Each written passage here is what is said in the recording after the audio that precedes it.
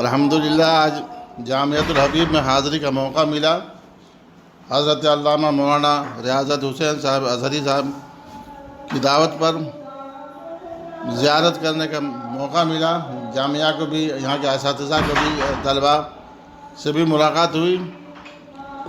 یہ تو سوچا نہیں جا سکتا تھا اتنے کم قلیل مدت میں اتنا سارا کام، کہ ایسا لگتا ہے آنے کے بعد کہ بہت قدیم ادارہ ہے، مگر الحمدللہ ہمارے اساتذہ، معاونین اور مخلصین و محبین کی کاوشیں ہیں، انہوں نے اس ادارے کو بام عروج تک پہنچانے میں کسی طرح کی کوئی کسر نہیں رکھی۔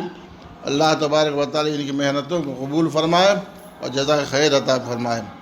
ساتھ ہی ساتھ تعلیم و تربیت کا جہاں تک معاملہ ہے، قرآن میں جو آیا سب سے پہلے آیا اقرا، پڑھنے ہی کے تعلق میں کو سب سے پہلے آیا۔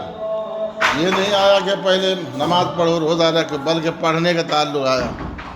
تو میرے عزیزوں، پڑھنا جہاں تک کہ مسئلہ ہے، پڑھنے کا معاملہ، تو بغیر پڑھائی کیے ہوئے، بغیر پڑھے، بغیر علم دین حاصل کیے نہ نماز ادا کر سکتے، نہ وضو کامل طور پر بنائے جا سکتے ہیں، نہ تو غسل اور نہ تو اسلامی کوئی فریضہ ادا کر سکتے ہیں، نہ تو دینی معاملے میں آپ ایک قدم آگے بڑھ سکتے ہیں۔